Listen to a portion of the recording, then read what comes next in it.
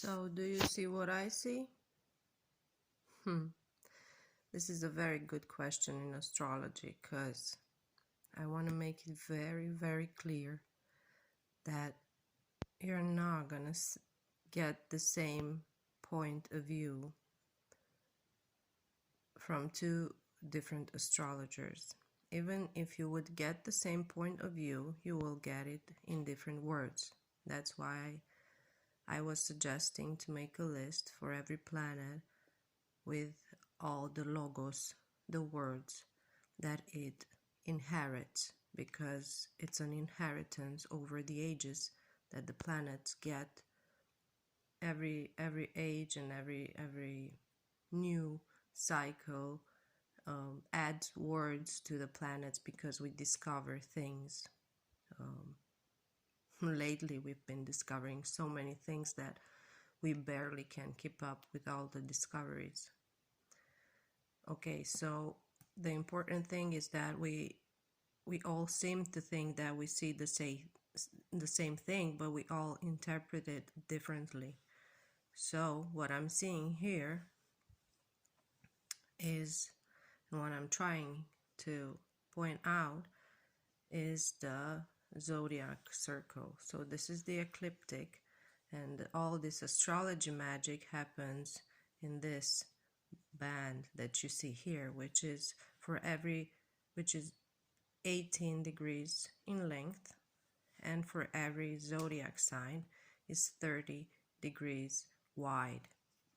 So this zodiac thing actually comes from the Greek word, as you can see here, animal, but it actually refers to as the zoo, and it zodiac, zoology, see they start with the zoo thing, except Libra actually, which is the scale. They're all the zodiacs are animals or have animal parts. I'm avoiding going to the wheel and explaining the wheel, because once we go to the wheel, there are going to be a lot of other people's concepts. That's why I'm trying to make it very clear that you need to learn the objects in the sky that we're working with. And I told you, though, the magic happens between 18 degrees width, height, and 30 degrees width for every zodiac sign, and you need to understand this thing, the ecliptic, and what's in this area, in this space. So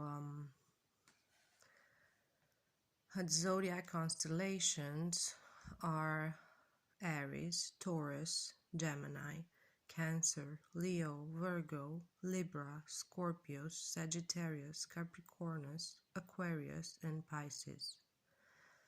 The Sun completes one circuit of its ecliptic each year. It takes approximately 1 month to move through each zodiac constellation. However, this is not the full picture. Traditionally, the zodiac is described as consisting of 12 constellations. There is, though, a 13th constellation, Ophiuchus, and the Sun spends more time crossing this constellation than it does traversing its neighbor, Scorpius. The zodiac band of sky also forms the starry backdrop to the planets and the moon. Their paths take them close to the ecliptic, sometimes to its north and sometimes to its south. So this is another important thing, because as you can see here, the Sun goes around, so this is his path, right? But the planets and the moon go like this. It's waves. So sometimes they're up, sometimes they're down. It's like in life, sometimes you're up, sometimes you're down. Okay, another important thing to know is that this 13th constellation is not considered as part of the zodiac. For some new astrologers, it does, but for what it's been heralded until now, Most of the old astrologers and the primary astrologers, which is, I don't know, before ancient Greece, they, well, Ophiuchus is not integrated. I like to consider it, and it's very much considered when it comes to starseed astrology.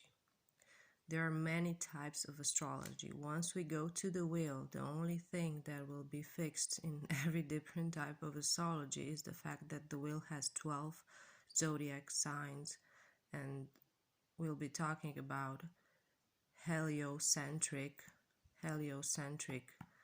view, Helios, the sun, and that's one type of based astrology. Then we have geocentric, which is the earth, the geo, and that's different kind of astrology, but I'm talking and I'm referring to the heliocentric astrology. And from there on, there are going to be different house systems, but what's important to know is your view and how you make up your view with those words that you've collected, with the knowledge that you collect, which is facts. Because when we go to Astrosophia, will be the interpretation of facts and conclusions of other people. Okay, I think this video is the longest and we still haven't got to the wheel. But thank you for staying tuned. This is Luca from BLive The Hive. I hope you stop by again. Have a nice day.